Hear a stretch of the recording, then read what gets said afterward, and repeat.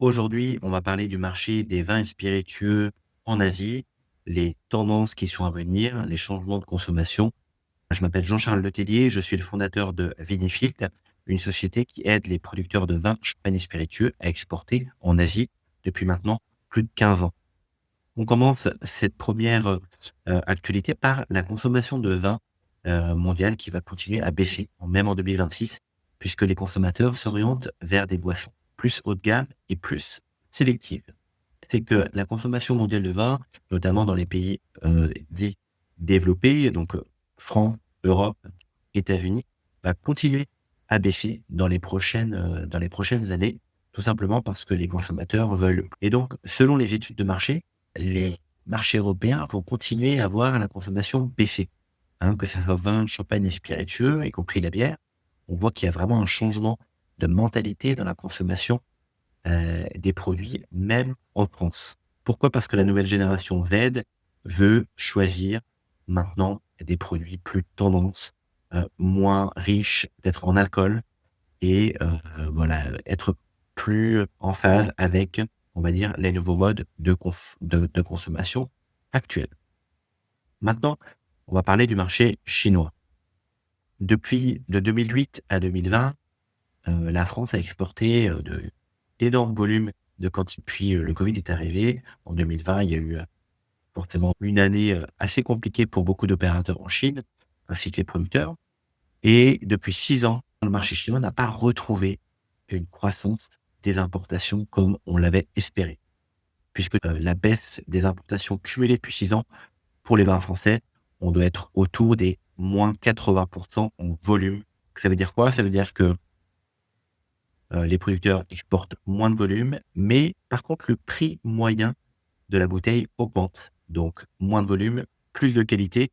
Est-ce que ça voudrait dire que le marché chinois est en train de devenir plus mature, plus sélectif? On va regarder ça plus dans le détail.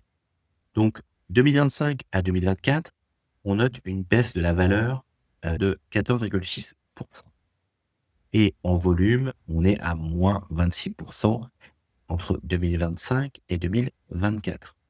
Donc, que ça soit pour les vins, pour les champagnes, même pour les spiritueux, je parle aussi des cognacs, on voit vraiment une baisse notable de la consommation. Et ça, il y a plusieurs phénomènes.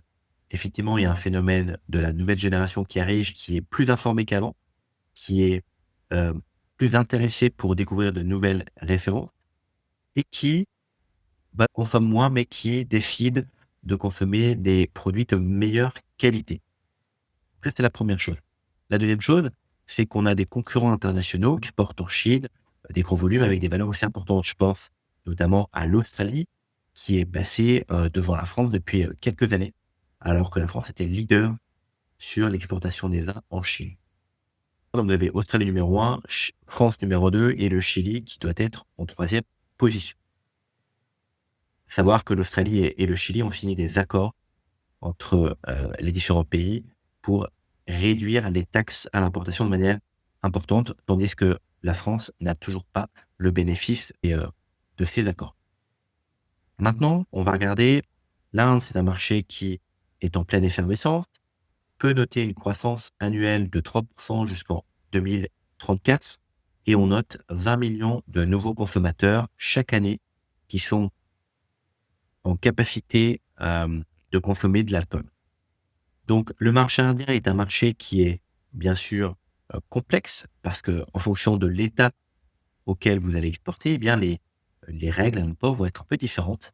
Mais il y a une très bonne nouvelle pour tous les producteurs européens de vin, champagne et spiritueux, c'est que l'Union européenne a signé des accords permettant aux vins européens d'exporter leurs alcools avec des taxes qui vont passer de 150% à 30% dans les prochaines années. Ça va se faire de manière progressive.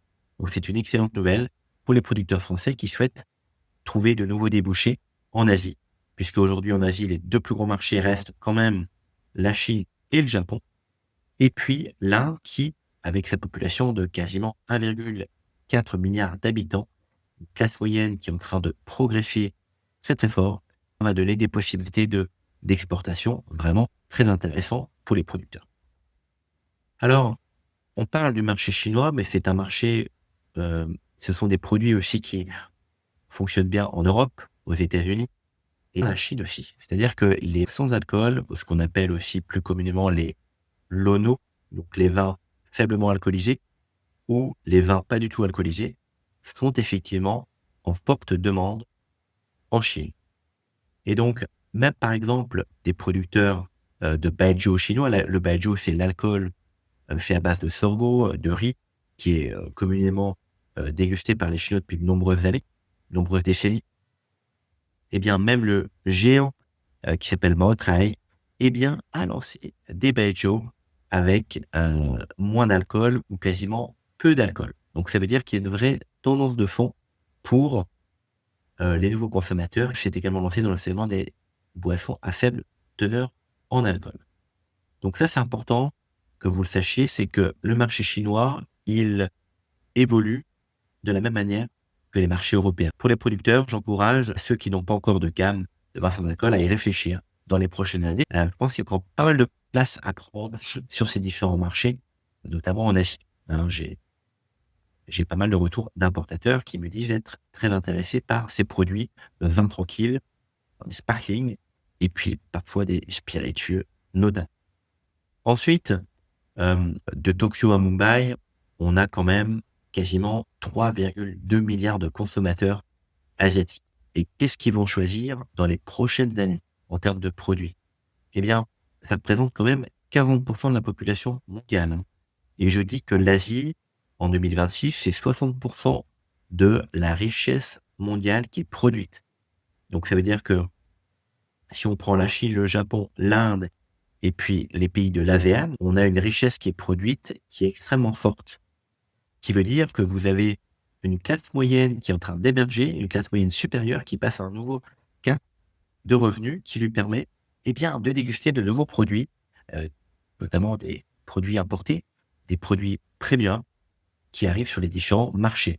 Notamment, on voit l'arrivée des whisky français, sur le marché, coréen, marché taïwanais. On voit aussi, les alcools, français, espagnols arriver sur le marché chinois, et aussi les vins australiens sont assez présents. Donc toutes ces tendances de consommation font que vous devez vous adapter. On n'a pas vraiment le choix aujourd'hui et c'est vrai que c'est bien d'avoir une vision long terme parce que les producteurs que j'accompagne ont déjà une gamme de vins, champagne ou spiritueux, qui est déjà assez complète. Eh bien, ça n'empêche pas d'avoir peut-être un produit ou 2 dans la gamme qui puissent répondre à ces différents besoins, qui sont en pleine évolution pour toucher de nouveaux consommateurs et qui vous permettront de développer votre activité. L'idée vraiment, c'est de diversifier au maximum.